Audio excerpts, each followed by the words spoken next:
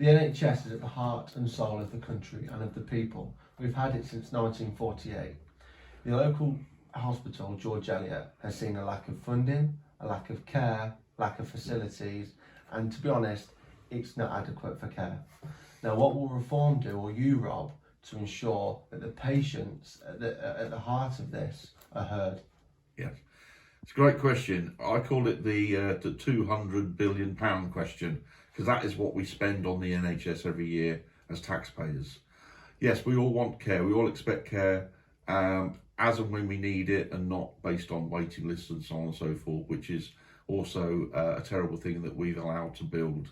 As far as what I would do, it would really be what I would back within the Reform UK policies.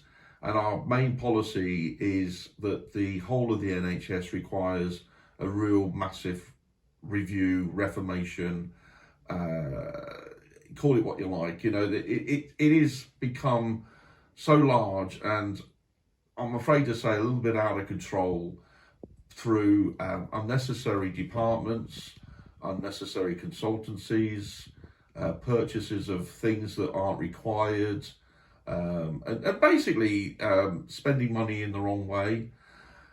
That has to stop. They're wasting our money, in effect, the taxpayers, and we are the end customer.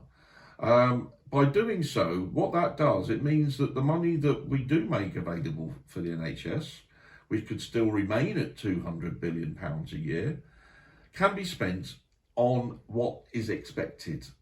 And each trust, as far as I would be concerned, should have the necessary facilities within it that covers every single eventuality, really from birth, pretty well through to death.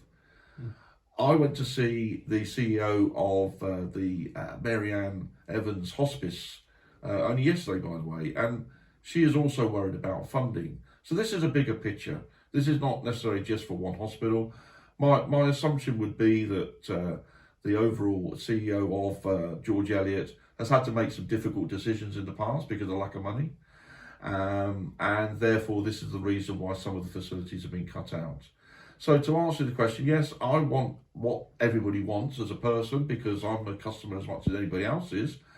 But it's a very tough government that's needed to go into the NHS, who I would imagine would be very reluctant to change because of how they are, but to insist that changes have to be made for the greater good, to put the big emphasis on what I would call the sharp end of their business, which is the customers, the patients, and the people that need care.